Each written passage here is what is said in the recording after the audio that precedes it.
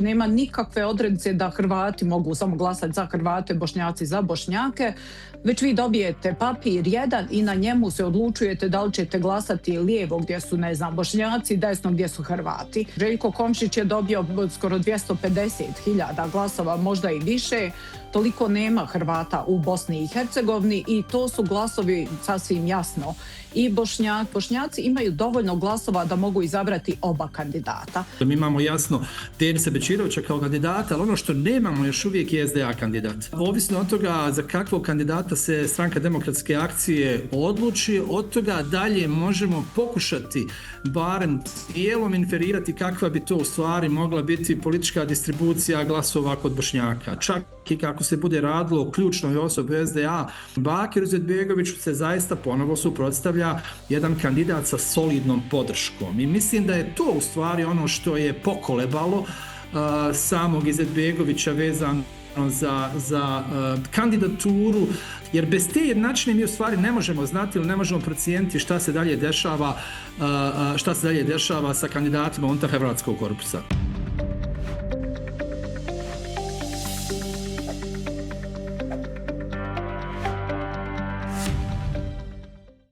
Dobrodošli u podcast Špica s macanom. Što donose izbori u Bosni i Hercegovini 4. listopada, 4.10. osim novih tehnologija koje se najavljuju ovih dana? Tko će se uspjeti nametnuti u bošnjačkom, hrvatskom i srpskom političkom bloku? Odgovore znaju politička analitičarka Ivana Marić i profesor političkih znanosti Adnan Huskić. Pa da budemo onako objektivni, korektni, ja bi Adnana zamolio da nam prvo kaže što on misli, što se to događa u hrvatskom političkom bloku u susret ovih izbora. Nekako, moje iskustvo sa Bosnom i Hercegovinom je sve se počinje raditi zadnji tren. Iako je Bosna i Hercegovina jedna od rijetkih država gdje se datumi izbora znaju ono godinama naprijed. U vas je sve fiksno. Vi čak, ja mislim, nemate mogućnosti izvanrednih izbora, zar ne, Adnane? Pa prema važećim pravilima izbornog zakona moguće je pomjeriti samo ukoliko ima religijski praznik, ali načelno da, kod nas je u zakonu definirano da je to prva nedjelja u oktobru i tako će biti i ove godine. Dakle, ove godine očekujemo izbore prvu nedjelju u oktobru. To su naprosto datosti u određenom smislu. I sada, ono gdje se ne bih složio s vama jeste da se čeka zadnji moment za sve. Možda se čeka vezano za kompletnu proceduru, vezano za uvođenje novih tehnologija, to ste pomenuli.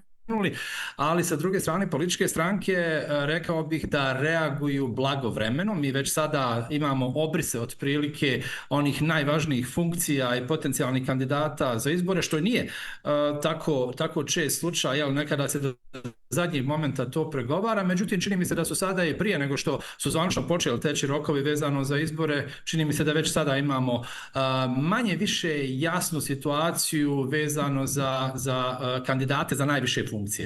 Ali ja sam mislio prvenstveno recimo na hrvatski blok, pa onda ćemo komentirati ovaj bošnjački. Znači konkretno imamo kandidatkinju HDZ-a. Pa što se tiče hrvatskog bloka, mi imamo tu sada situaciju gdje je jasno ko je kandidat HDZ-a, Darjana Filipović. Ubrzo nakon toga smo dobili protukandidata od strane hrvatskih stranaka, tako da i tu imamo manje više sređenu situaciju i onda imamo naravno i onaj dio koji se tiče ljudi u i oko Željka Komšića, a to je Slaven Kovačević koji je također svoju kandidaturu za hrvatskog člana objavio. Tako da čini mi se da je što se tiče ličnosti u tom smislu manje više jasna situacija, a sada dalje možemo govoriti o tome kako smatramo da bi se situacija mogla eventualno razvijati. Ali vidiš na što ja mislim, znači gdje mislim da je malo kasno. Znači, Darjanu Filipović smo dobili prije nekoliko nedjelja, preko nekoliko tjedana. Ko je onda kandidat sad zajedničke petorke? Je li neko poznat? Jer u principu i Slaven Kovačević, ne znam da li se svi ti ljudi mogu nametnuti u ova 4 mjeseca kao prepoznatljiva lica za hrvatskog člana predsjedništva. Zato mislim da je kasno. Trebalo bi taj image building takozvani krenuti raditi puno ranije, ne 3-4 mjeseca pred izbore. Pa to ste u pravu. S tim sa druge strane čini mi se da je možda čak i manje bitno da li se radi o osobama čiji imidž sada trenutno treba graditi u određenom smislu. Bojim se da su preference birača u tom smislu već ranije definirane. da se ovdje u stvari, neovisno od toga kakvim se osobama ili kojim se osobama radi, naravno neće se sasvim sigurno stavljati osoba koja će otjerati birače od ove političke opcije, ali čini mi se da je prevashodno to ko stoji iza te osobe. Dakle, šta se pokušava na taj način raditi. Možda je jedino situacija, rekao bih, bitno drugačija kod Slavena Kovačevića. Dakle, ne vjerujem da može očekivati podršku onih ljudi koji su glasali za Željka Komšića na prošlim izborima, to sasvim sigurno. Tako da jedino u tom smislu mi u stvari imamo nejasnu situaciju, jer ta situacija se tiče i izbora za bošnjačkog člana predsjedništva, ali kakva će situacija biti tamo vezano za osobe koje budu izvješene kao kandidati, jer tu recimo nemamo jasnu situaciju još uvijek.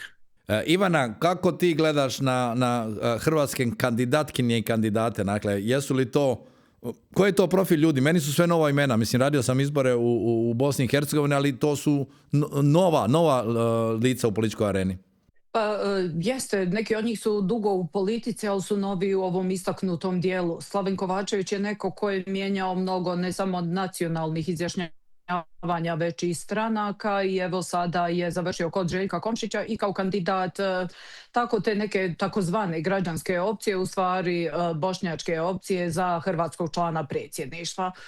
Biće zanimljivo pratiti koliko će onih koji su glasali za Željka Komšića, to jest onih koji su glasali protiv Čovića i protiv HDZ-a, sada ponovo glasati za Kovačevića, koji nema ni stoti dio onoga što Komšić je imao, niti je imao istaknutu ulogu u ratu, niti se uspio nametnuti kao neki zaštitnik bosanskih interesa, niti ima političku karijeru zamijećenu, ali jednostavno on je tu kao neki provokator, kao neko ko očekuje glasove protiv Čovića. Željko Komšić je do sada uvijek gradio kampanju na tome, na zastrašivanju, na širenju netrpeljivosti između Hrvata i Bošnjaka i na priči da će, ako Čović i Dodik uđu u predsjedništvo, rasturiti Bosnu i Hercegovinu. On bi trebao da zna da je to nemoguće i da niko ne može da rasturi Bosnu i Hercegovinu bez suglasnosti sva tri naroda i većine u oba doma parlamentarne skupštine Bosne i Hercegovine, ali ga to nije sprečavalo da na taj način skuplja glasove. Darijana Katić je mlada osoba, ali je dosta dugo već u politici, međutim prolazila ispod radara. Onako je tiha i mislim da će joj to biti jedna od negativnih strana u kampanji, jer nije dovoljno prodorna.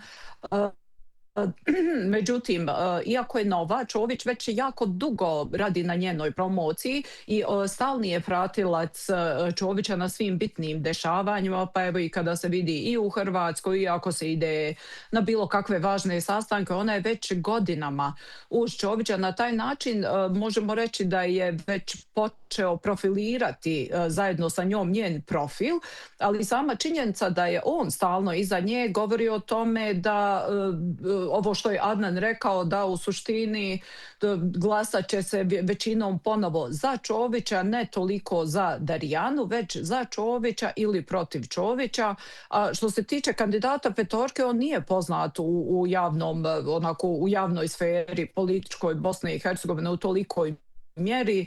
Zdenko Lučić, koliko sam ja uspjela, znam, brigadni general i HVO-a i koji je i tokom rata imao neku ulogu, biznismen, jednostavno ne znam kako će uspjeti on napraviti svoj imidž, jer je puno prostora otvoreno i sigurno je da će se početi sada ubacivati različite priče o njemu i njegovoj ulozi, njegovoj povezani sa Tuđmanom, sa Miroslavom Tuđmanom i sa nekim tim sferama, tako da sada se očekuju napadi. Istaknute su kandidature, sada idu napadi, pa ćemo vidjeti kako će uspjeti odgovoriti na njih. Adnane, kako tu izgleda matematika? Komšić je onako dosta uvjerljivo pobjeđivo i dobrim dijelom zbog glasova Bošnjaka, a u ovom slučaju kako misli da bi se glasovi podijelili? Ono, kad sam gledao, to je bilo prema 200.000, ne znam, HDZ bi dobio, ne znam, nešto više od 100, eventualno drugi bi bili između. Da li tu igra ta podjela da u stvari što više kandidata je onda šansa da prođe netko koga ne očekuju da će proći?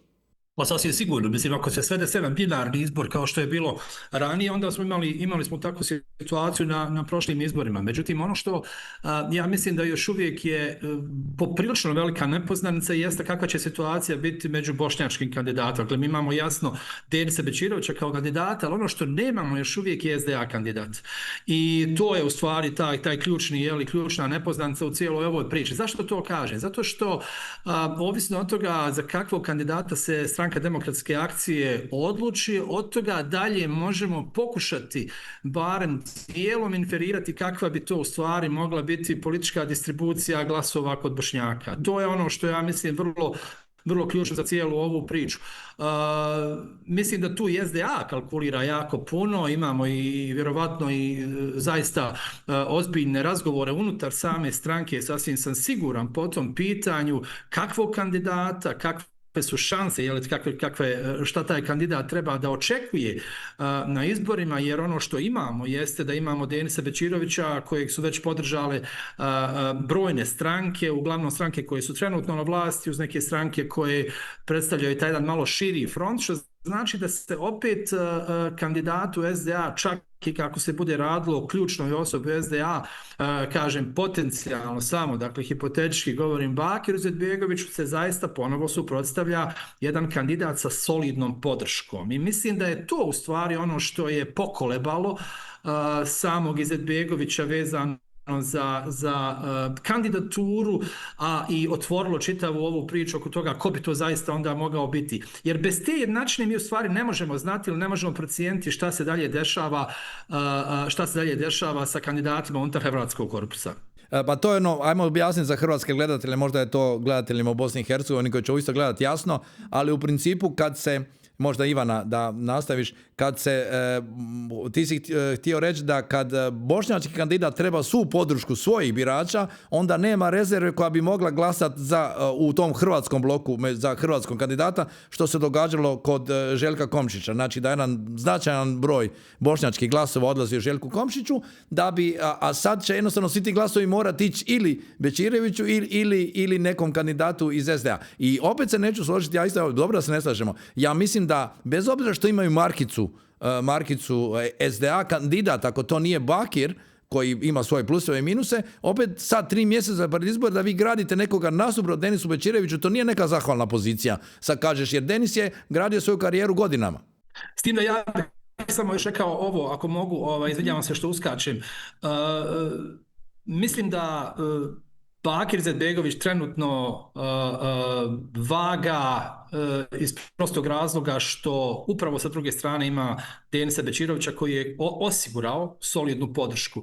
Mislim da još jedan poraz nije nešto što može politički podnijeti i da je to u stvari otvorilo čitavu diskusiju koju sad ima. Ja ne mislim da SDA svojom željom ulazi u proces razmatranja kandidata koliko zbog dinamike sa druge strane. Dakle, da se uspjela poremetiti ta podrška Denisu Bećiroviću, da se možda Denis Bećirović sam nije kandidirao, mislim da bi situacija bila bitno drugačija. Ali sada u ovakvoj situaciji SDA je prinuđena sa jedne strane da kalkulira i traži kandidata koji bi eventualno mogao, jer to ne mora biti čak i kandidat koji će pobijediti. Vidite, ja imam osjećaj da SDA sad u ovoj situaciji, ako to ne bude nužno Bakir Izetbegović, mogla bi isturiti kandidata koji može biti čisto kandidat da izađe neko na Megdan Bećiroviću, ali bez da pobjedi. To je isto tako sasvim moguće. To može biti pitanje unutarnje politike. Ne bi bio prvi put da ste imali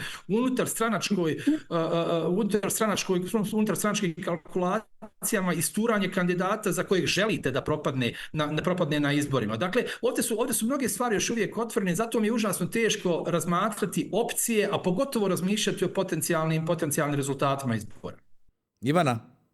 Pa evo da objasnim ovo što si rekao za Hrvate koji u Hrvatskoj, koji u stvari ne znaju naš dovoljno sistem izborni. Znači u Republici Srpskoj se može glasati samo za Srbina. I zbog toga je situacija znatno jednostavnija i lakša za možda i predviđanja neka, jer možete isturiti samo kandidate koji su Srbi i kogod se izjasni kao Srbin. U Federaciji Bosne i Hercegovine svaki birač ima jedan glas i može proizvoljno odlučiti da li će glasati za Bošnjaka ili za Hrvata. Znači nema nikakve odrednice da Hrvati mogu samo glasati za Hrvate, Bošnjaci za Bošnjake. već vi dobijete papir jedan i na njemu se odlučujete da li ćete glasati lijevo gdje su, ne znam, Bošnjaci, desno gdje su Hrvati. I to je ono što dovodi u zabunu. Maksimalan broj hrvatskih glasova koji je osvojila kandidatkinja HDZ-a Borjana Krišto je bio 180.000. Kod Bošnjaka se taj broj kreće, čak je bilo nekad i skoro pola miliona, znači Željko Komšić je dobio skoro 250.000 glasova, možda i više. Toliko nema Hrvata u Bosni i Hercegovini i to su glasovi sasvim jasno i Bošnjaka i zbog toga se pravi taj odnos, jer Bošnjaci imaju dovoljno glasova da mogu izabrati oba kandidata. Međutim, ne mogu izabrati onda željenog kandidata. To je koštalo Bakira Izetbegovića gubitka na prošlim izborima, jer su oni pozivali i na prošlim i na izborima prije toga da se glasa za Komšića, računajući da oni imaju najjačeg bošnjačkog kandidata, pa da onda mogu pored njega još izabrati i Komšića. I to im je uspjevalo u prethodnim mandatima kada je Bakir Izetbegović bio u predsjedništvu.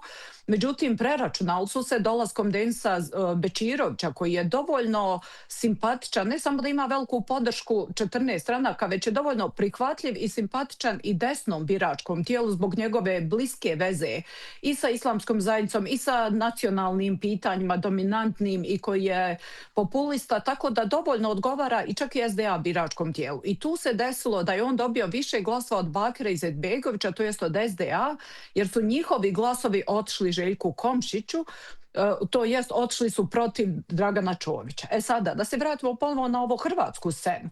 Darijana Filipović je evo već skoro, ja mislim, 10-15 godina u politici, ako ne i duže, i zaista bi imala, da mi imamo neki sređen sistem, ona bi vjerovatno imala karijeru nekih evropskih političarki. Međutim, ovdje je situacija malo drugačija. Vi vidite da ona ne bi imala nikakvu šansu da nema podršku veliku Dragana Čovića, a pitanje i sa tom podrškom kako će proći, jer ipak je Bosna i Hercegovina još uvijek patrijarhalno društvo i glasa se za žene samo ako vam predsjednik stranke kaže da glasate za neku ženu, da je podržite, pa mi imamo Željku Cvijanović u predsjedništvu koja apsolutno nema nikakvu moć bez Dodika.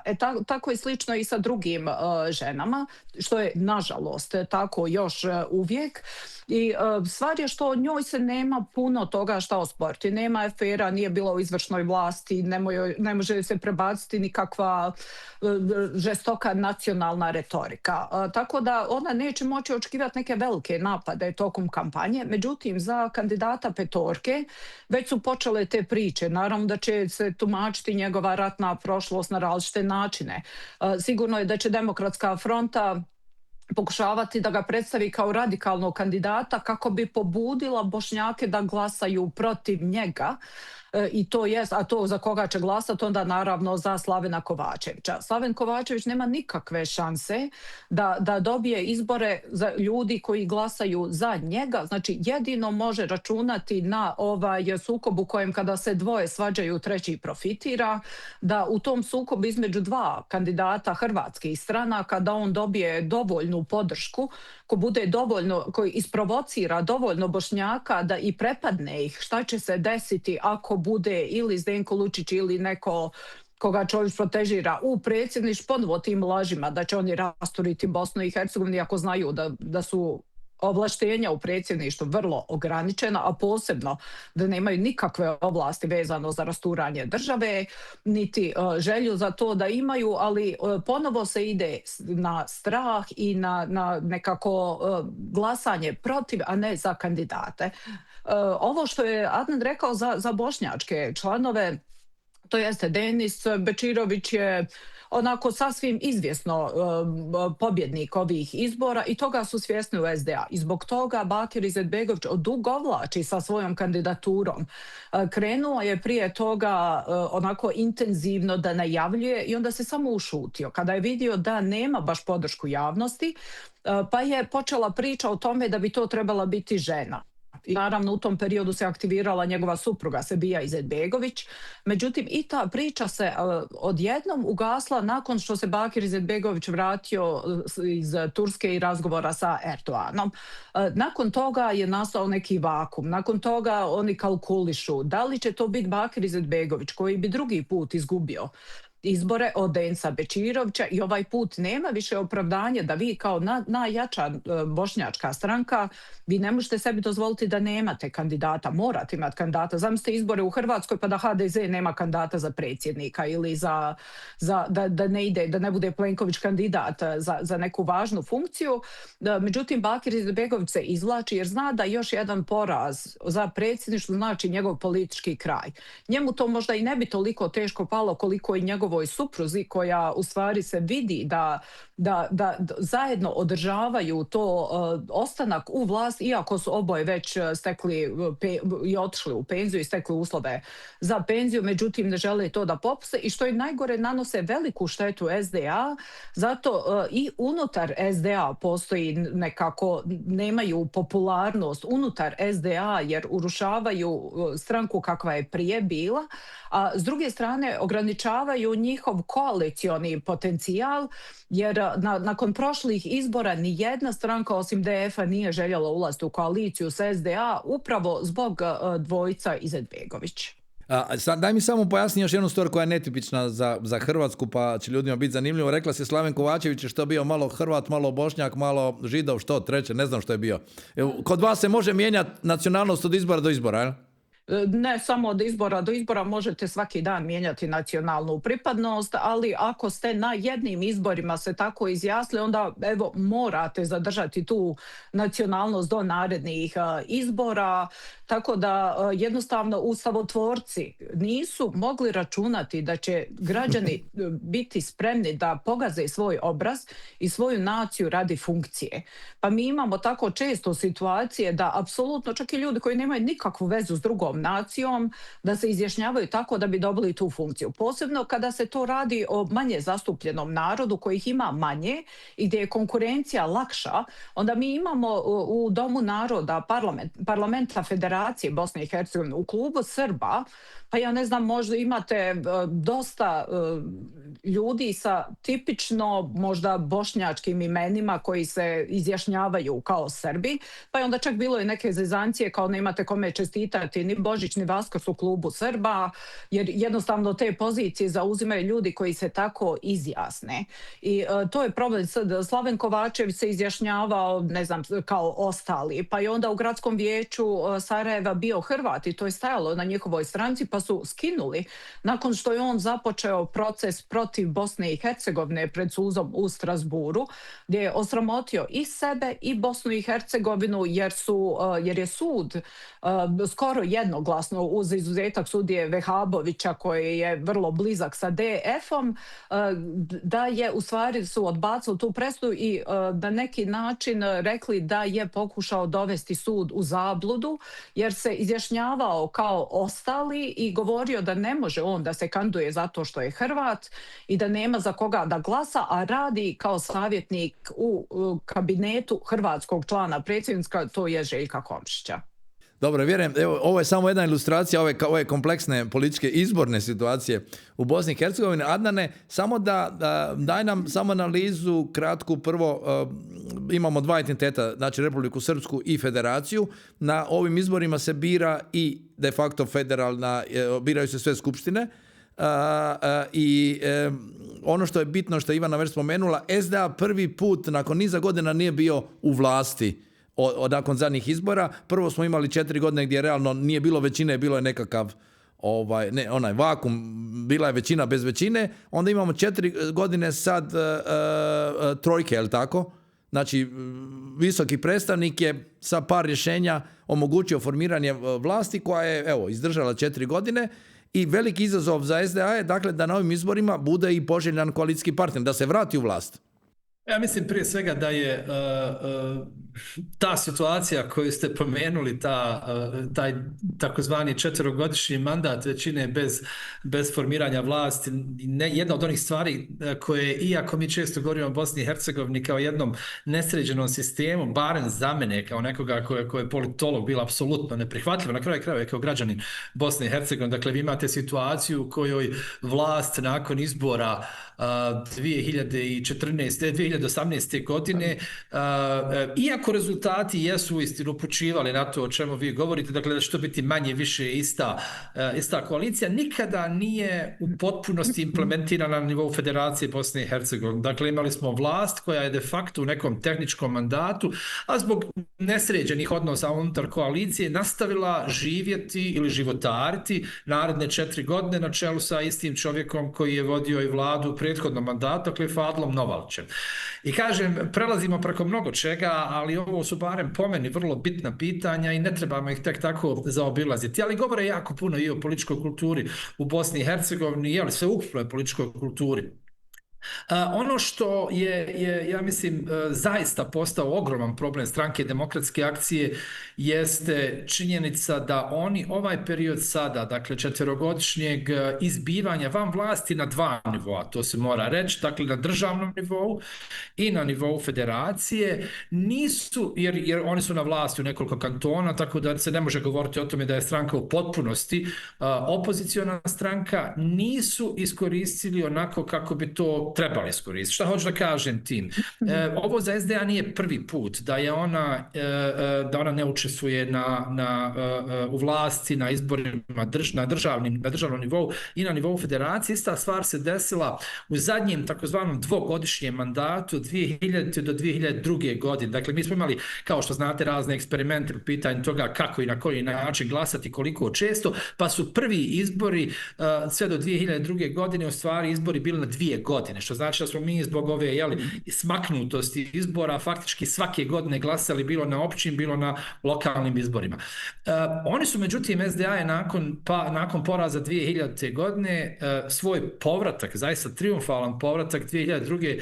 godine napravila kao jedna druga stranka. Dakle, tu je došlo do zaista fundamentalnih promjena. Kadrovi koji su bili vrlo problematični, kontraverzni, više nisu bili dijelom te stranke ili su penzionisani bili. Stranka je došla umivena, vratila se sa jednim potpuno drugačijim pristupom i to je bilo i prepoznato od strane birača. Sada se radi o stranci koja apsolutno ništa novo ne nudi. Dakle, nikakva promjena se nije desila unutar Stranke demokratske akcije nakon izbora 2022. godine. Mi nismo imali ono što bi trebalo da bude jedno klasično preispitivanje, dakle, zbog čega se uopšte došlo u ovu situaciju, već imamo nastavak sa potpuno istim kadrovima koji su nas ostavili 2022. godine. I tu je u stvari ključni problem Stranke demokratske akcije. I to je nešto što se ne da promijeniti od danas do sutra i zbog toga mislim da je sama sebi na ovaj način jako suzila mogućnosti za formiranje vlasti nakon izbora 26. S tim da, naravno, ovdje kod nas je sve u stvari pitanje brojeva. Dakle, a posebno će to biti slučaj u federalnom parlamentu, zbog kompleksnosti načina izbora izvršne vlasti u federaciji, potrebe da prvo imate konstituisane, pored predstavničkog doma, dom naroda, a dom naroda se konstituiše delegiranjem kandidata iz kantonalnih skupština, što znači da kantonalne skupštine moraju biti konstituirane i da su izabrali svoje kandidate u domove naroda, jer domove naroda moraju izabrati predsjednike i potpredsjednike federacije koji će onda dati mandat premijeru. To stvari govori da će se sasvim sigurno dešavati jedan iznimno kompleksan i dug period konstituisanja vlasti i gdje onda kasnije trebamo shvatiti da kada imate te takozvane power sharing aranžmana, na nivou federacije ga imate, na nivou države ga imate, onda je samo matematika bitna. Tako da ukoliko SDA, je to sada hoću da kažem, bez obzira na svoj koalicioni kapacitet, i mogućnost da djeluje kao privlačna ili neprivlačna sila, naprosto ukoliko brojke to budu uslovljavale, SDA će biti dio vlasti, jer vi imate situaciju gdje naprosto morate imati većinu. Ovdje se radi o nekoliko stranaka i jer smo mi imali situaciju u kojoj se po svaku cijenu pokušalo ići bez SDA nakon izbora 22. godine, međutim, treba sačekati rezultate izbora pa da onda vidimo o čemu zaista govorimo, jer protiv matematike se ovdje naprosto ne može.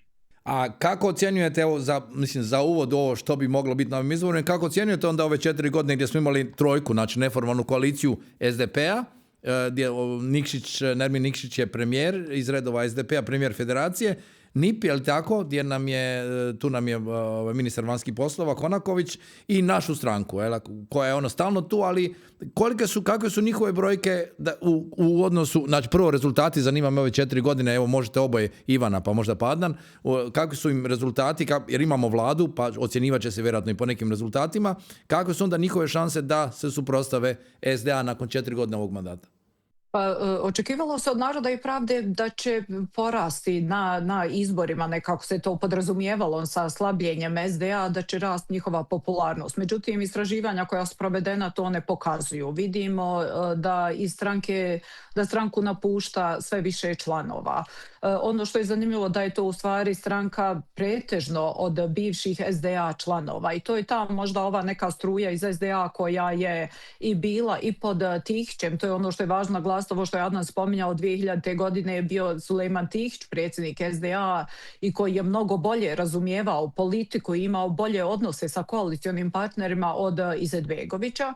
I pitanje je sada kako će se NIP ponašati, pored toga isto i naša stranka.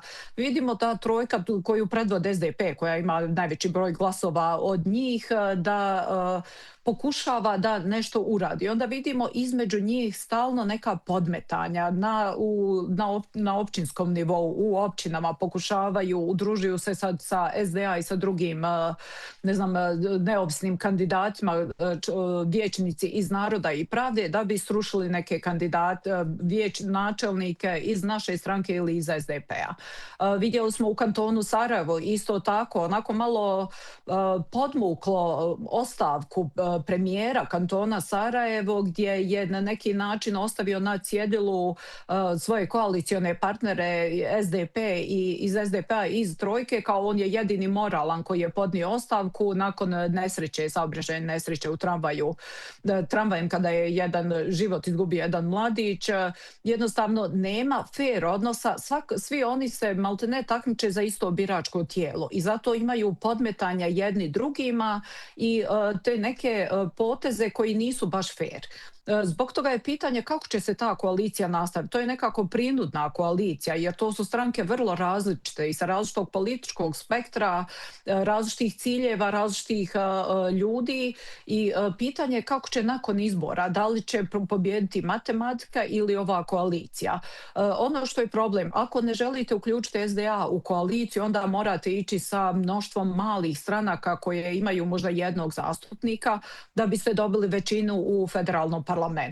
To je mnogo koštalo ovu vlast zato što su dobijali veliki broj kritika upravo zbog takvih kandidata, od ministra unutrašnjih poslova Rame Isaka, koji mislim je više karikaturna ličnost i ličnost za nekog realitija nego za politiku i tako odgovornu funkciju, pa do još nekih kandidata, do njegovih imenovanja i drugih stranaka samo zbog jednog ili dva glasa u federalnom parlamentu koji su bili presudni za formiranje vlasti. Vjerujem da će se dobro razmotriti nakon narednih izbora ko će, u ovisnosti o tome, ko će dobiti koliki broj glasova, ko će moći formirati većinu u predstavničkom domu i ko će biti taj bez koga se ne može u Domu naroda. Ovo što je Adnan naveo kako radi, kako funkcionira vlast i formiranje vlasti je samo jedan mali dio koliko je to komplicirano na nivou formiranja i vlasti i domova naroda i odlučivanja u sklopu domova naroda i izbora i opet lažnog predstavljanja za te domove naroda, pokušaja prevara unutar klubova naroda. Tako da jednostavno sve to će se morati baciti na papir, vidjeti s kim se može formirati vlast, bez koga se ne može formirati vlast i koga se može uključiti. Ono što je sigurno je da SDA ne bi preživjela još jedan mandat u opoziciji, jer vidi se koliko sada su oslabi, koliko nemaju moći kada nisu priključeni na financijske tokove u javnim kompanijama.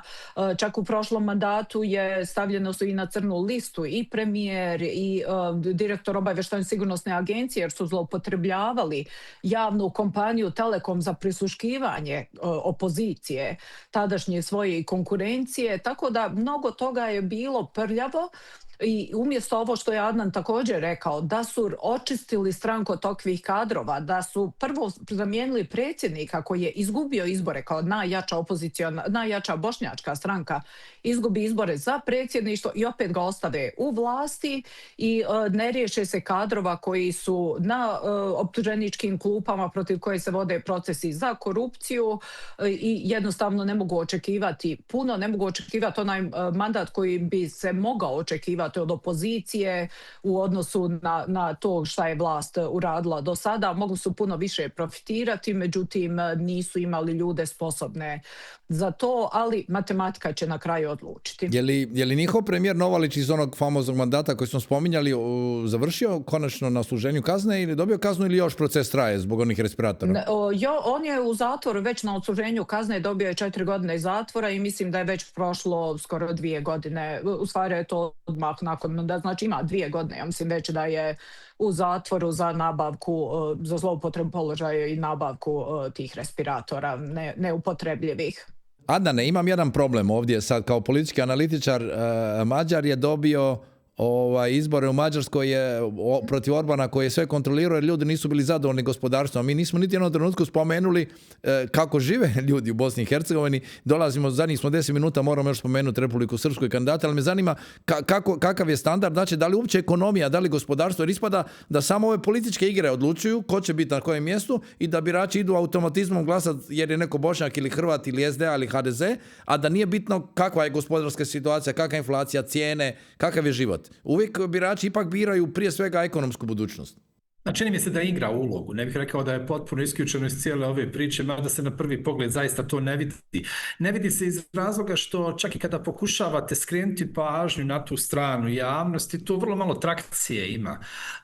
Mislim da je s jedne strane naprosto stvoren taj ambijent gdje se uvijek vlada koja je trenutno na vlasti kritikuje zbog poteza i da su ljudi jednostavno naprosto više desenzibilizirani u tom smislu da reaguju. A i postoji jako puno nejasnoća zbog kompleksnosti funkcionisanja. Imate još jednu stvar koja ja mislim da je s jedne strane zaštitni mehanizam, s druge strane ogroman problem, to je da Bosna i Hercegovina, tačnije federacija, ako o njoj govorimo kao decentralizirani sistem, u velikoj mjeri ovisna o politikama koje se dešavaju na kantonalnom nivou i one su one koje su možda i najvidljivije građanima. Tako da vi, čak i kad imate potpuno disfunkcionalnu na nivou federacije, kao što smo imali 4 godine za vrijeme drugog mandata Fadla Novalića, vi to ne osjećate kao građani. Jel? Naravno, konsekvence ovakvog djelovanja ili nedjelovanja i takako postoje, međutim, bojim se da je nivo na kojem se nalazi bosansko-hercegovačka ekonomija sa svim sistemskim slabostima takav da građani teško da mogu vidjeti neke radikalne pomake iz prostog razloga što znate kako sve vlasti obećavaju ili sve stranke obećavaju neke stvari, međutim, malo ko se želi upustiti iti u reformu poreznog sistema u Bosni i Hercegovini, malo ko se želi upustiti u reformu zdravstvenog sistema u Bosni i Hercegovini, tako da je građanstvo u tom smislu naviklo na to da nekih radikalnih promjena neće ni biti. Ono međutim što moramo uzeti u obzir kada govorimo o učinku vlasti u ovom smislu, jesu cijene zaista koje se dešavaju, jeste činjenica da Bosna i Hercegovina prolazi kroz jedan turbulentan ekonomski period i sasvim sigurno će ovo utjecati i na rekao bih raspoloženje građana po pitanju trenutne vladajuće koalicije. Imate situaciju u Bosni i Hercegovini gdje se sada kao ključna brana u privremenom ukidanju akciza, ne bi li se smanjio pritisak na građane vezano za cijene goriva, pominje SNSD kao ključna stranka koja blokira razgovore oko toga. Vidite, ovo je izborna godina. U izbornoj godini govoriti o tome da ćete smanjiti na bilo koji način prihode vlasti, čini mi se da je neprihvatljivo za bilo koju vlast. I naravno da je sada lijepo sve to fakturisati Miloradu Dodiku i SNSD-u, međutim sasvim sam siguran da sutra SNSD odluči da su zato da se akcize privremeno ukinu, da bi se vrlo brzo našao neko drugi ko bi to blokirao. Dakle, javna potrošnja raste, mi ćemo sada sasvim sigurno svjedočiti onim jednoročnim sistemima pomoći jednima, drugima, povećanjima plata u ovom i onom sektoru, i to su sasvim normalne stvari koje se dešavaju pred izbore. Ja opet mislim da ključna neće biti ekonomska performansa, nažalost, jer to jednostavno nije ni tema. I ako pogledate medije u Bosni i Hercegovini, vidjet ćete da vrlo malo dijaloških emisija ili stručnih emisija imate koje se bave ekonomijom. Vrlo malo. Čini mi se da je jako malo prostora unutar kojeg se debatuje oko ovih pitanja. I to je jednostavno refleksija i možda preferenciji građana u tom smislu, ili možda manjka pokušaja, recimo, da se ta priča nametne kao neka bitna. U zadnjih smo ovih 5 minuta koji idu na lokalne televizije, pa da zaokružimo Republiku Srpsku, je li Ivana Dodik otišao da bi ostao? Kako su tamo kandidati za predsjedništvo i za njihovu skupštinu?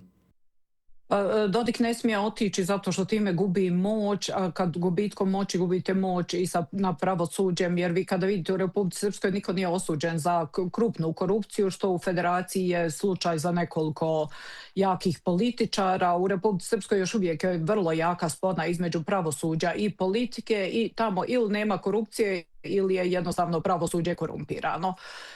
Ono što zbog toga Dodik i ne smije da ode, mora zadržati tu moć. On je to uspio zadržati sa pobjedom Sinše Karana.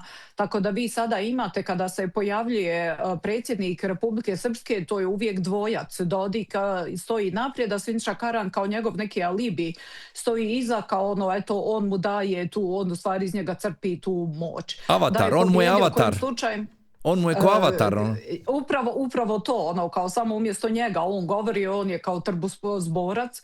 I tu imate da je Branko Blanša pobjedio, to ne bi mogao raditi. I zbog toga je njemu bilo bitno da pobjedi, iako evo par mjeseci to bilo, da to bude njegov kandidat. Naravno da Dodik vuče sve korake, da on odlučuje o svemu, on će odlučivati o tome ko će biti kandidat za predsjedništvo. Ni oni još uvijek nisu izašli sa članovima kandidatima ni za člana predsjednika, ni za predsjednika Republike Srpske, jer jednostavno je to nebitno, jer ono što je Adnan na početku rekao, oni građani glasaju za vodeće nacionalne stranke, za najglasnije galamđe unutar svog naroda koji najviše galame na druge narode, i to je jednostavno tako. Ekonomija dođe tu kao, ma dobro, to je nebitno, daj prvo da vidimo ovo borba nacionalna, dajte da mi njima nagovorimo, da mi njima naškodimo, obstruiramo ih, a nema veze to što granični prelaz stoji zatvoren, iako je sve sređeno, što svi građani čekaju, nema veze, čekat ćemo mi, pa ne komši crkne krava, nema veze što ja nemam mlijeka. Ajde baš to reci za ovaj kraj. Sistem, ali recimo u Republici Srpskoj opozicija ima priliku jedinstvenu da pobjedi na izborima, međutim mislim da će je prokockati zbog sukoba, što je inače slučaj i u Srbiji i drugim državama. Imamo kandidate koji imaju vrlo blisku vezu sa Vučićem. Draško Stanivuković je za predsjednika Republike Srpske i Jelena Trivić za predsjedništvo.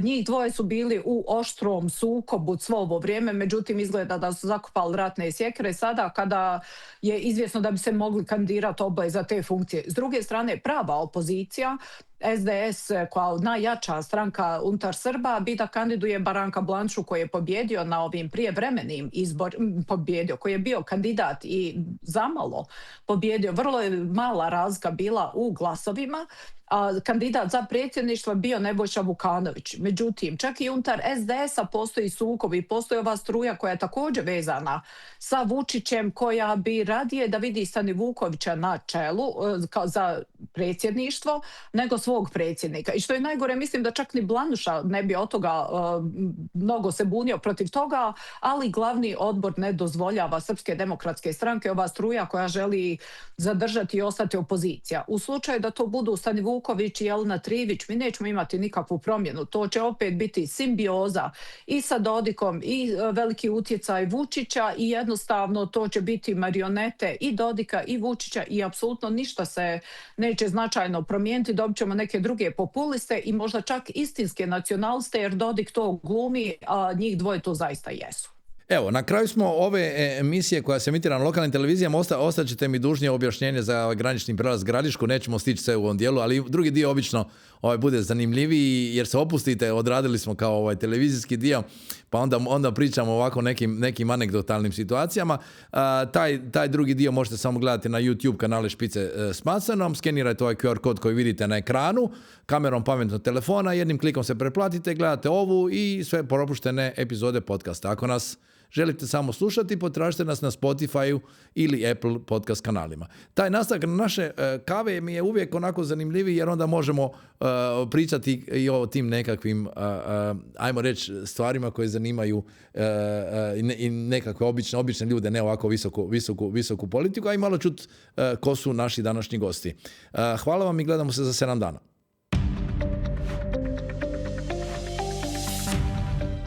Dobrodošli u drugi dio podcasta Špica s Macanom koji možete gledati samo na YouTube kanalu te slušati na Spotify i Apple podcastima.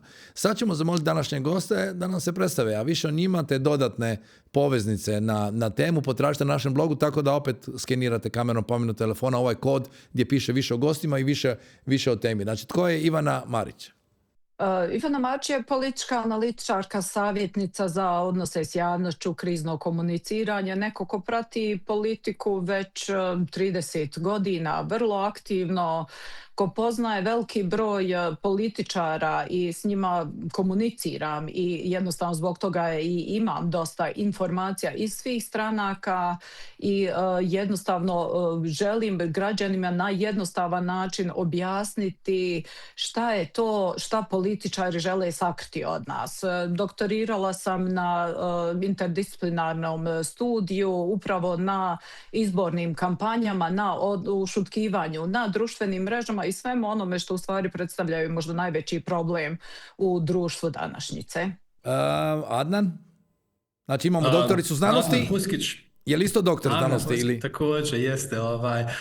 Profesor međunarodnih odnosa i politike na Univerzitetu Sarajevo School of Science and Technology, politički analitičar, komentator, radim i kao nezavisni konsultant, dakle neko ko se pitanjima domaće politike, izbornih sistema, kažem posebno izbornih sistema i pitanje integriteta izbornog procesa, bavim već duži niz godina.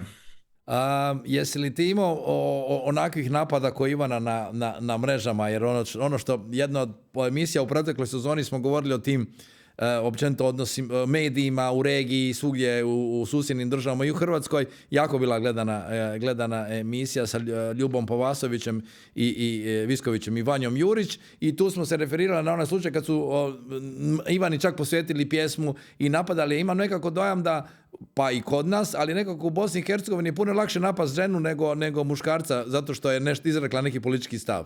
Jesi ti imao neugodnosti tog tipa ili je lakše ići prema ženi? Mislim da kao muškarac sigurno nisam. Nikakvih problema tog tipa imao.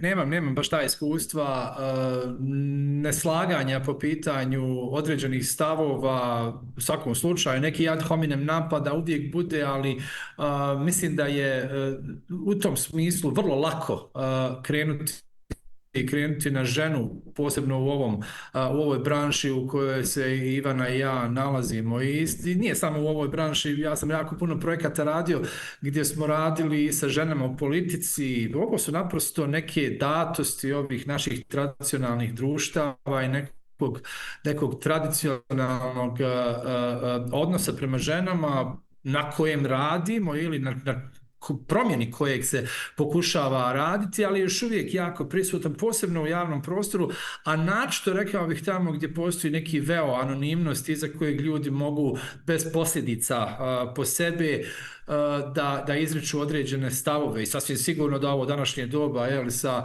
društvenim mrežama je omogućilo mnogobrojnim likovima do čijih mišljenja nikad niko ne bi mogao doći, da se eksponiraju u javnom prostoru i tada uglavnom pokazuju to lice, neko mizogino, vrlo duboko tradicionalno, ali u stvari neko koji smatra da ženama apsolutno nije mjesto nigdje drugo doli u kuhinji. Ivana, ali većina tih ljudi bi to tebi ne bi rekla u lice, pretpostavljam kako to ide na društvenim mrežama. Lakše se sakriti iza anonimnosti pod nekim nikom i onda vrijeđati, ali ne prići na cesti i reći, evo, ne slažem se s onim što ste izrekli. Kako se nosiš ti s tim kritikama? Pa jednostavno to je postalo nažalost sastavni dio javnog života i ovo što je Adnan rekao, to nije samo za politiku, to je sada postalo i u modi i u svim drugim sferama života. Jednostavno ljudi su se osilili da se petljaju u tuđe živote, da dijele svoje stavove, da kritike, da prijete, da vrijeđaju i to je u Bosni i Hercegovini posebno bio slučaj zato što je to bilo smatrano samo, u stvari nije se čak mogla ni kleveta presuditi, niste mogli to da utužite kako biste se obratili policiji za takve uvrede, prijetnje, sam vam rekla da to jednostavno ne mogu oni da rješavaju. Međutim, od prošle godine u avgustu je izmijenjen zakon i uvedeno je kao psihičko nasilje i to je krivično djelo. Znači, ako neko opetovano vas napada, vrijeđa i prijeti javno, to je već krivično djelo i imamo jednog vrlo popularnog tiktokera koji je takve gadosti izgovarao u eteri, takve psovke, takve prijetnje, a neko koji je imao zatvorsku prošlost i koji je već imao različita krivična djela i pokušaju ubistva kako i njega, a i tako i na njega, i onda znate da te prijetnje ne možete baš shvatiti tako olako i eto jedino on je po tom zakonu uhapšen, međutim još uvijek imamo ove koji se kriju iza anonimnih profila koji na taj način vrijeđaju jer to je jednostavno ono što ne biste doživjeli, što ne biste dozvolili uživo da vam se bilo ko obrati, oni se tako obraćaju na društvenim mrežama i to postaje nešto novo normalno, da nekoga vrijeđate, da govorite različite imena, da omalovažavate i smijavate i jednostavno da je drugačije i to su rađena istraživanja i ljudi se zaista drugačije ponašaju, ali kažem u svim sferama. Kada radite istraživanje i onda kao pokažu jednu osobu i na tabletu ljudima i kažu šta mislite o ovoj osobi, onda oni komentarišu grubo i kada dođe ta osoba, priđe i kaže hajte sad ponovite, to je osoba kao pa dobro nisam ja baš to tako, evo sad vidim da nije baš tako. Jednostavno to jeste u psihi ljudi da su grublji prema ljudima kojima nemaju direktan kontakt. I jednostavno ili prihvatite to ili se ne uključujete u to. Ono što je zanimljivo bilo, sjećam se Nancy Pelosi je čak pričala, to je njena kćerka, da su oni takvu situaciju imali još dok je i Nancy Pelosi tek počinjala sa političkom karijerom i da se prijetnje i uvrede odnose ne samo na njenu djecu, već i na unuke, da im čak i njenim unucima u školi tako se obraćaju, tako da nije to samo specifično za naše krajeve, to je svugdje i nadam se da će društvo, to je pravosuđe, pronaći odgovarajuću reakciju na to kako to ne bi postalo novo normalno, jer sigurno je da će se to prenijeti sa online sfere na offline sferu, tako da je pitanje dana kada će vam se tako početi obraćati uživo. Ok, nisu dobre, nije dobra, nije ok u smislu da se to događa, ali idemo se vratiti na ovu našu temu, malo, da još popričamo malo o Bosni i Hercegovini. Ostali smo dužni ovo otvaranje gotovo graničnog, de facto završenog graničnog prelaza koji je već mjesecima spreman za otvaranje, koji bi riješio velike gužve, ako se ne varam, Stara Gradiška, da ne fulam. Znači ide automatski na autocestu, zaobilazi se to usko grlo, naročito sad kad su, evo vidjeli smo, znači za 1. maj komentirali smo tu u pauzi, ljudi rado odu na more, dolaze ljudi iz inozemstva, nastaju velike gužve. Kako to da nitko, evo, zašto se dogodi da jedan gotov infrastrukturni objekt koji bi riješio veliki problem, masu ljudi, znači tu 1000 auta prolaze, naročito kad su blagdani, zašto stoji zatvoren? Ko se nije uspio s kim dogovoriti? Pa to je problem zato što u Bosni i Hercegovini najveću moć imaju oni koji imaju moć blokada, a ne odlučivanja. Desilo se u tome da pogrešna osoba na pogrešnom mjestu koja još pripada opoziciji ima veliku moć odlučivanja. Tako da kandidat stranke za Bosnu i Hercegovinu kojem odgovara, koja je stranka u opoziciji, koja je trebala biti u opoziciji pa je u zadnjem trenutku otpala, jednostavno koristi svaku moć da blokira svaki napredak pritisak ove vlasti i to se dešava i na graničnom prelazu i zbog toga je to blokirano. I ono što je problematično je da ljudi kliču u tome, da se govori kao nek smo to kao uradili Hrvatima, nećemo to dati Hrvatima, kao da samo Hrvati prolaze tim graničnim mostom. I to je ono što je i stalno, taj narativ. Nema veze što nećemo graditi, što i Željko Komšić blokira nastavak izgradnje autoputa od Mostara prema Jadranu zato što njemu ne odgovara kao opoziciji da se gradi autoput dalje. Ljudi mu kliču dobro je nemoj dati Hrvatima autoput. I to su ti narativi koji apsolutno nemaju nikakve poveznice s logikom da vi kažete ne damo sada mi Hrvatima, u suštini nama najviše treba taj granični prelaz svim građanima Bosne i Hercegovine da bi što prije ulazilo se u Evropsku uniju, posebno sa ovim novim sada pravilima i slikanja i davanja otiska prstiju, koliko dugo se čeka, ali je to taj narativ o kojem smo i ranije već govorili da nema veze, naškodit ću ja drugome bez obzira što i ja ću zbog toga trpjeti veliku štetu. Adnan, ali koji je problem s autocestom? To mi je prosto nevjerojatno da član predsjedništva blokira, i onako je projekt već se razvukao previše, jednostavno tender i sve ostalo, vrlo zahtjevno, ovi građevinari vaši na ovoj dionici iza Zenice gore rade nevjerojatne stvari, to su nevjerojatni građevinski pothvati, a onda neki političar blokira što za par stotina kvadrata, koliko sam shvatio oko Mostara, stoji neka blokada. Pa dobro, mi smo u ovom procesu ove vječne izgradnje autoputa ili povezivanja već desetljećima i ono što je recimo ovaj konkretan problem uzrokovalo vezano za otvaranje graničnog prijelaza prema Hrvatskoj Gradiški, gdje ruku na srce ni Hrvatska nije na vrijeme završila ili barem onoliko brzo koliko je mogla pristupne ceste. Sada kada je sve gotovo, tu je sve palo upravo onom o čemu je Ivana govorila, jedan veto jednog čovjeka koji to uslovljava nečim drugim. Nebitno je postojala sve druga mjesta na kojima se moglo uslovljavati, posebno recimo ta vrlo problematična izgradnja zgrade uprave za indirektno oporezivanje, pošto se radi o upravi za indirektno oporezivanje, gdje se nije pojavila ta vrsta blokade, a možda je trebala, što govori da iza svega uvijek postoje neke vrste političkih dogovora. Ovdje se sada, i to je nažalost ono što je značajka Bosne i Hercegovine, ja ću tebe ovdje, a ti ćeš meni dati tamo. I to je ono što onemogućava da se nekim snažnim iskoracima krene naprijed. Što se tiče izgradnje koridora 5C, on prema sjeveru ide nekom koliko toliko prihvatljivom dinamikom. Mislim da će se vjerovatno pred izbore ove godine otvoriti značajan broj dionica koje povezuju Sarajevo sa sjeverom.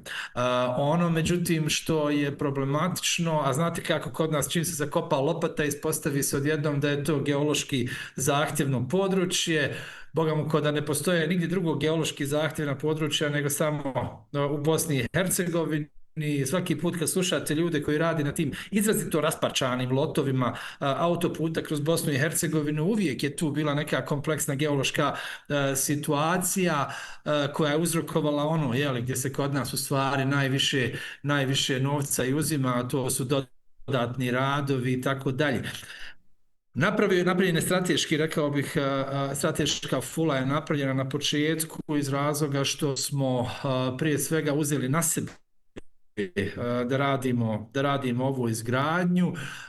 Mislim da bi koncesija bila mnogo bolje rješenje, da je bilo mogućnosti za to. I sa druge strane ovdje se kao i uvijek otvorilo pitanje tih silnih lotova, ekspropriacije zemljišta. U ekspropriaciji zemljišta i planiranju onda svako sebe nađe, pa se autoput usmjerava u onom smjeru gdje je zemlja koja se želi prodati. Dakle, nisu ovi problemi ništa endemično za Bosnu i Hercegovinu. Gdje god se okrenete u regiji je slična situacija, slične se stvari dešavaju. Međutim, što čini mi se da se, o čemu se nedovoljno barem govori, jeste koliko je bitan taj koridor, taj saobraćajni koridor, posebno prema sjeveru, a i prema jugu, za Bosnu i Hercegovinu. Dakle, koliko bi ubrzao sve ono što su ogromni bili zastoji i gdje su pojedine, posebno lokalne zajednice, u stvari jako puno trpile. Tešanj, sada sa otvaranjem ovih koridora prema sjeveru, mislim, a pošto su Tešnjaci inače poznati kao onako čaršija od posla.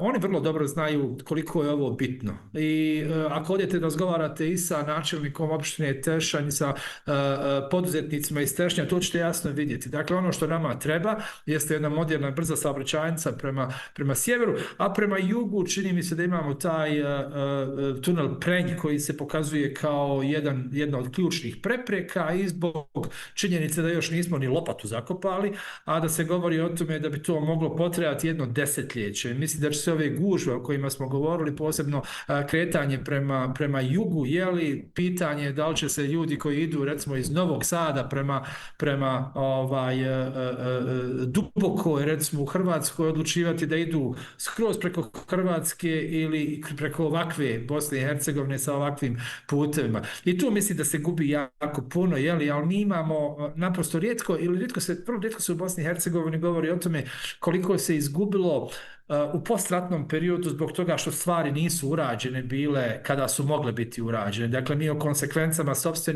sopstvenih pogrešnih poteza malo možda govorimo ovdje. Uvijek govorimo o nekom snapshotu situacije trenutne, ali jako malo govorimo o tome šta bi bilo da je bilo, recimo, ili šta bi bilo da je ovaj autoput izgrađen prije 10 godina kada je trebao biti i kako bi to onda izgledalo za kompletnu Mađarsku ili kompletan dio centralne Evrope u pokušaju da se dođe do obale bilo Hrvatske, bilo Crne Gore. I to su naprosto stvari koje čini mi se da su Bosnu i Hercegovinu lišile ogromnog novca koji je mogao opet biti iskorišten za nešto drugo. A možemo li sad za kraj malo prokomentirati, mi uvijek, s obzirom da vi govorite za najvećim dijelom i Hrvatskoj, iako ćemo se gledati i u Bosni i Hercegovini, malo taj standard, nije da se uspoređujemo, Hrvatska ušla u Europsku uniju, Bosna i Hercegovina je tu odmah na granici. Kakav je standard, da li vaši ljudi i shvatili smo da nema više tog bazena, da nema ni uvozimo strane radnike, ali uvozimo ih i dalje najvećim dijelom iz Bosne i Hercegovine, Srbije, Makedonije, ali i to je stalo. Dakle, ili vaši ljudi isto odlaze u druge zemlje. Dakle, i vi ste počeli uvoziti strane radnike. Ja kad sam shvatio da mi u hotelu Europa usred Sarajeva služe Filipinci ili Nepalci, već koji strani radnici, da su se stvari promijenile nepovratno. Dakle, da nema te priče koja je godinama funkcionirala, da se radila na sezoni negdje pa se vraćalo, nego da se stvari nepovratno mijenjaju, uvjetno rečeno, na lošije demografski. Ne samo u Hrvatskoj, nego i u Bosni i Hercegovini, gdje se mislilo da nikad neće doći do problema, ajmo reći. To je taj problem jer Bosna i Hercegovina živi na nekim lažnim narativima koje smo svi usvojili, iako to apsolutno nema nikakve veze sa istinom. Pa tako mi stalno pričamo o tom ko će rasturiti Bosnu i Hercegovinu, ko će napraviti centraliziranu, iako apsolutno niko nema mogućnost jer svaka promjena, naravno državne strukture i teritorijalna reorganizacija mora imati podršku sva tri naroda i dvotrećinske većine u oba doma parlamenta. Međutim, to nas ne sprečava, stalno pričamo o tome. Tako isto sada i sa radnom snagom. Pričamo o tome da je veliki broj nezaposlenih, da je 45% mladih nezaposleno, da 80% mladih želi da napusti Bosnu i Hercegovinu, da je standard katastrofalan, da maltene 50% ljudi živi na rubu siromaštva i onda čujete podatak da Udruženje poslodavaca traži da se dozvoli angažman, to jest ulazak za 45.000 stranih radnika. Onda vidite da neko tu laže, da nešto tu ne može da bude istina jer ne mogu tražiti toliki broj radnika i to je još mali broj, znači njima treba još veći broj radnika, a s druge strane tvrdimo da imamo ogroman broj nezaposlenih, to posebno tih ljudi takvog profila za takva radna mjesta. Mislim da smo mi vrlo razmaženi, da smo se uigrali u tu ulogu žrtve, nismo mi krivi ni za šta. Nama svi moraju nešto da daju, mora nam međunarodna zajednica dati novac zato što su dozvolili da rat tako dugo traje, mora nas Evropska unija primiti jer pobogu mi smo bili u ratu. Država mora da nam sve osigura, radno mjesto, školu besplatnu, posebno za one koji su bili u ratu mora se sve osigurati, ne samo njihovoj djeci, već i unucima. Toliko je tih socijalnih kategorija, znači mi još uvijek pričamo o pravima povratnika, mi još uvijek u Federaciji imamo Ministarstvo izbjeglica i povratnika 30 godina nakon rata. I sada vidite koliko u stvari će se tog novca podijeliti tim socijalnim kategorijama koje nisu nužno socijalne kategorije i ne bi trebali, jer veliki broj upravo tih osoba koji su izgubile dom, koji su bile raseljene, koji su sudjelovale u ratu, vode život apsolutno, proizvode neko dobro, rade, doprinose ekonomskom razvoju, ne traže pomoć. Međutim, prevelik je broj onih koji se oslanjaju na pomoć iako im nije baš neovisna, potrebna. To znači da mi živimo mnogo bolje nego što želimo priznati da živimo. Evo, dovoljna je podatak ove gužve prema moru za 1. maj, kada je produženi vikend, koliko stanovnika je nekako krenulo na odmore. To se opet ne slaže sa onom situacijom i tom pričom da je pola stanovnika siromašno. Znači, apsolutno moramo krenuti govoriti istinu. Moramo tačno reći koliko, prvo mi ne znamo koliko građana ima, pa na osnovu toga ne možemo, jer se lažiralo da bi svako navukao brojeve kako mu odgovara na popisu, pa kao da ima 3,5 miliona Bosanaca i Hercegovaca, a neke procjene su da nije ni 2,8 miliona.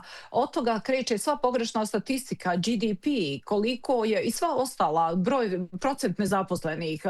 Mi imamo veći broj birača nego broj građana. Znači, apsolutno sva statistika je pogrešna i svako se oslanja na nju kako njemu odgovara. Ono što je još zanimljivo je da se sve veći broj građana Bosne i Hercegovine koji su iselili, bilo u stvari izbjegli i ratu, pa njihova djeca ili oni koji su iselili da se žele vratiti u Bosnu i Hercegovinu zbog situacije na zapadu, posebno zbog ovakvom odnosu prema migrantima koji su, mi smo migranti naravno u Evropskoj uniji, znači jednostavno žele da se vraćaju.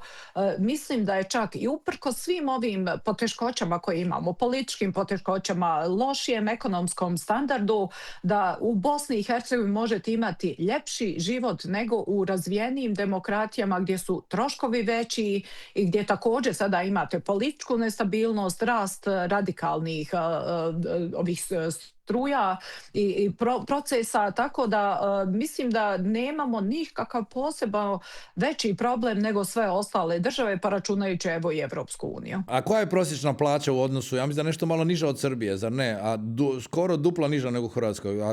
Bar ova službena statistika, što kod 800-900 eura, je li tako prosječna plaća? Ne znam, kod vas? Pa, mislim, različito je, u Federaciji je malo veća, ne znam, tako moguće da je oko 800 eura, u Republici Srpskoj je nešto niža, ali i to je opet statistika na koju se ne možemo osloniti jer još uvijek veliki broj građana radi na crno ili je prijavljen samo na minimalnu platu, a ostatak dobija u gotovini. Adnane, za kraj, s obzirom da si rekao da pratiš izborni cijeli proces, spomenuli smo ove nove tehnologije, uvijek je ta priča oko brojanja glasova. Gledali smo Mađarsku sad i moram priznati da sam rekao, evo, to je Evropska unija na dijelu kad gledaš iz Hrvatske, mi smo svi mogli pratiti uživo brojanje glasova, sve je bilo jasno, de facto nakon 2 sata, kao što je recimo već godinama isto tako u Hrvatskoj, a znamo da se i u Bosni i Hercegovini i u Srbiji i okolo u regiji glasovi znaju brojati nedjeljama dok dođe ta pošta, dok dođe ovo. Koja se sad promjena uvodi na ovim izborima? Znam da je Crna Gora pokušavala s tim osobnim iskaznicama,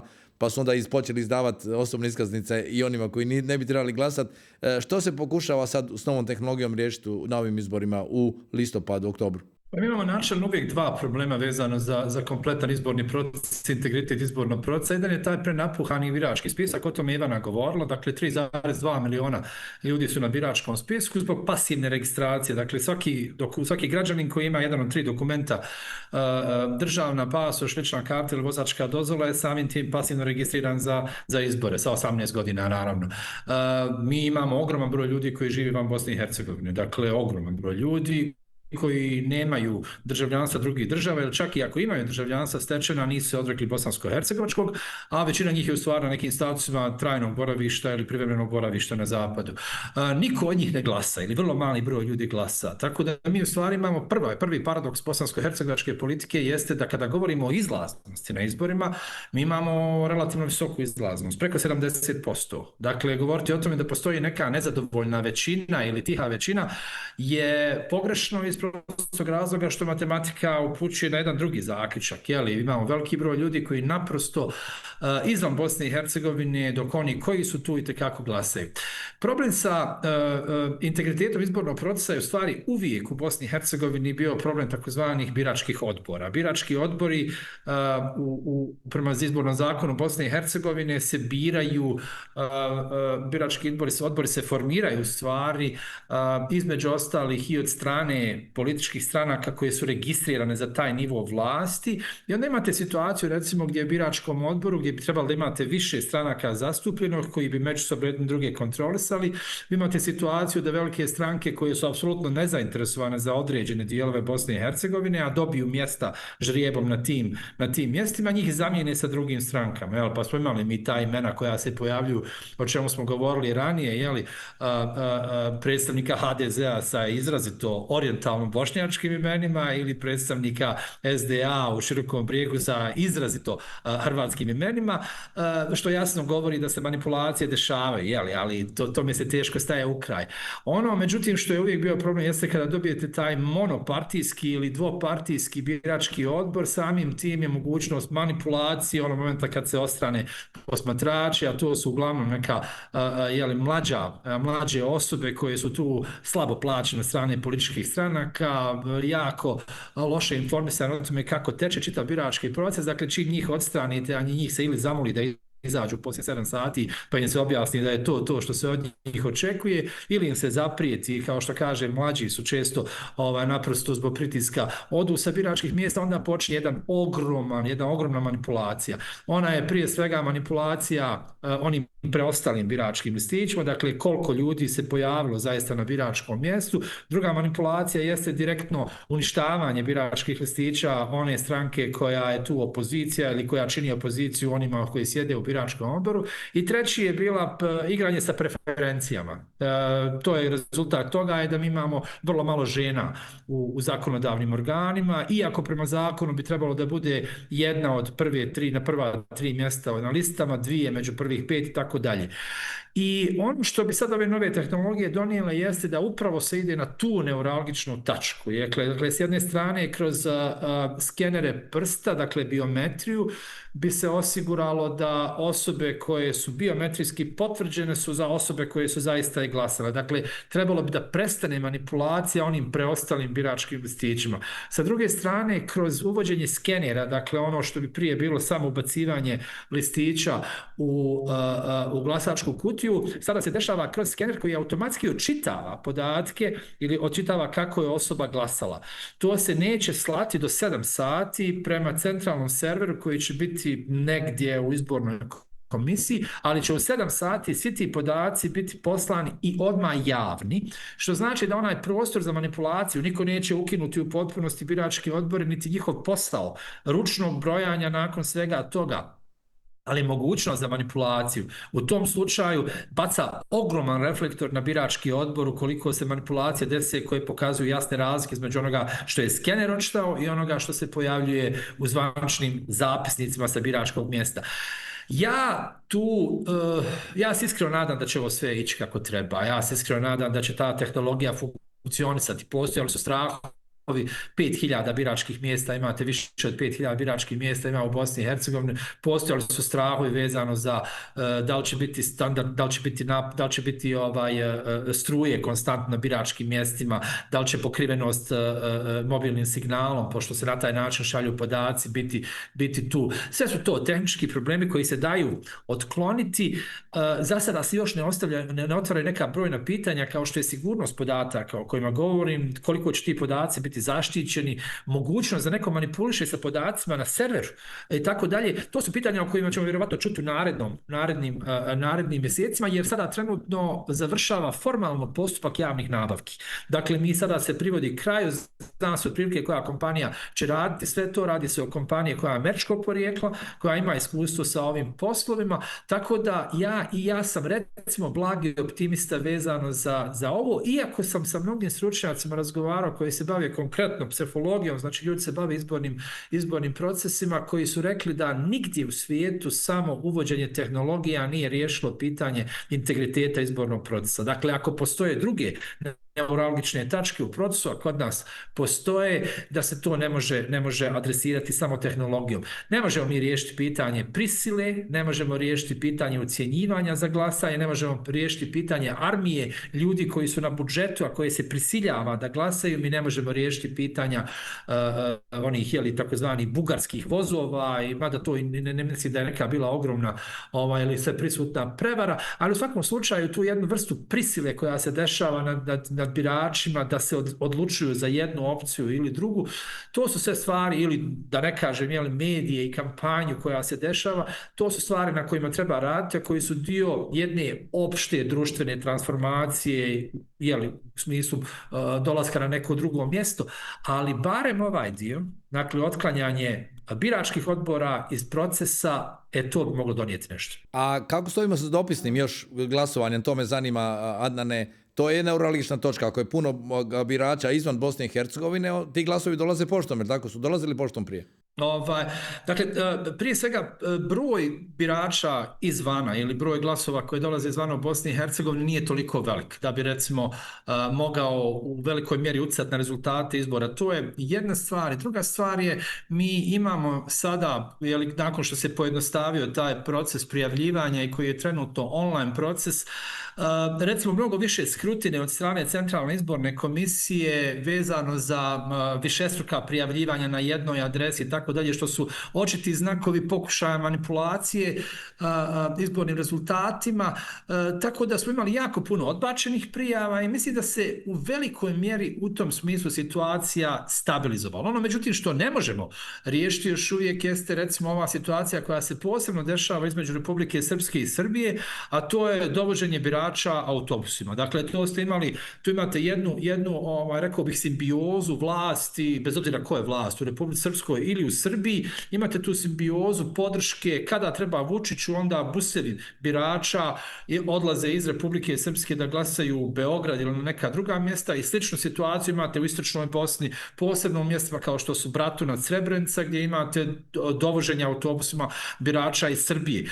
Ali to su stvari koje se teško rješavaju, one glasaju obično na nečemu što se zove nepotvrđeni birački listić. Međutim, kažem, jedna od brojnih neuralgičnih tačaka u procesu koji se tiče izbora u Bosni i Hercegovini. Ivana, ti si htjela nešto reći?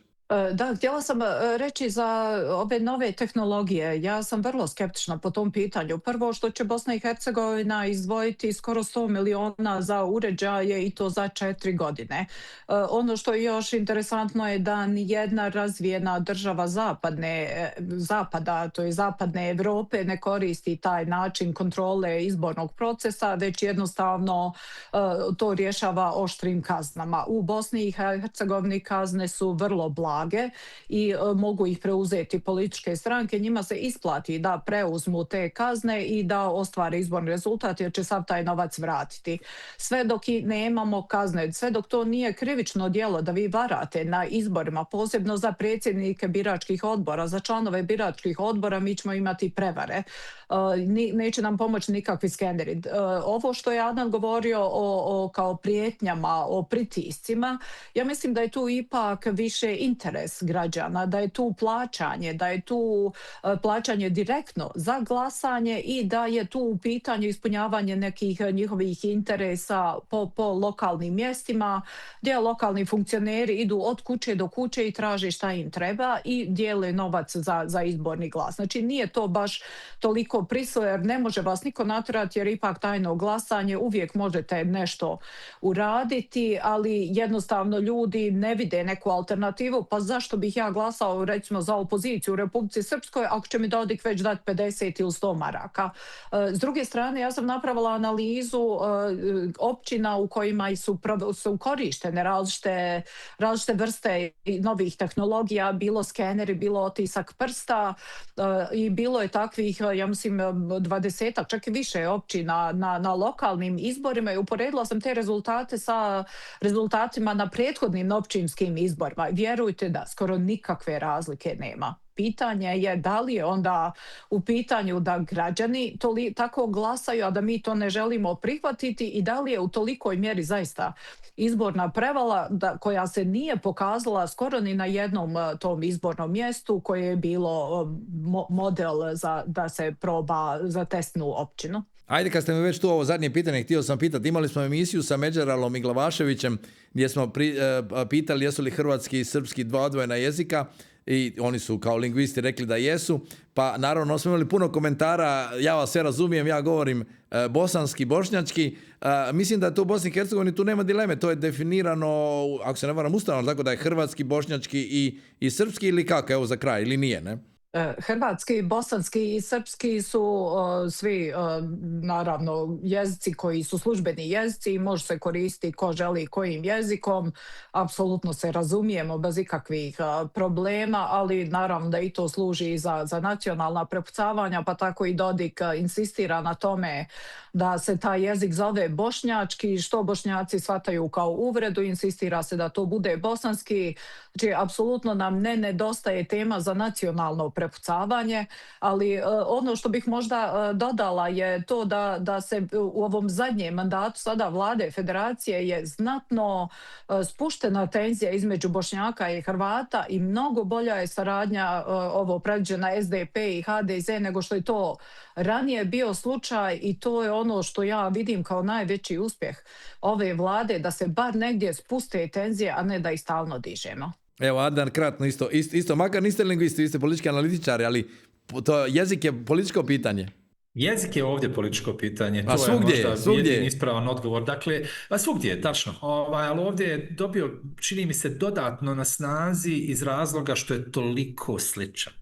Tako da je potreba za naglašavanjem razlika u tom smislu ipak nešto drugo. Znate, imate u onoj knjizi Kosovo od Noela Malcolma, on govori upravo upoređujući odnose Srbije i Kosova i odnose recimo između, kada je pisao o Bosni i Hercegovini, on kaže da je sama jezička barijera jedan dodatni problem u smislu odnosa. Ovdje jezičke barijere nema. Ja naravno ne želim da se miješam u drugu struku, ako su lingvisti rekli tako su kako su rekli, ja recimo znam i neke druge lingviste koji su rekli da se nažalost ili na sreću ova 3 ili 4 jezika, jer ima tu i crnogorski, ne kvalifikuju niti kao dijalekti prema lingvističkoj normi, ali kažem, prepuštam stručnjacima da daju svoj sud. Ono što je jasno jeste da svako ima pravo da svoj jezik zove kako hoće, kao što i svako drugi ima pravo da svaki drugi jezik zove kako hoće.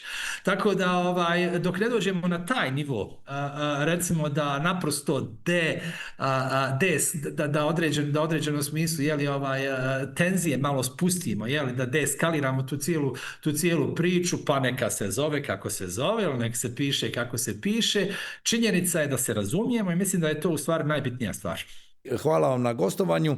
Na kraju smo još jednog podcasta Špica s Macanom. Pozivam vas da se pretplate na naš YouTube, Spotify ili Apple Podcast kanal kako ne bi propustili sljedeće epizode podcasta.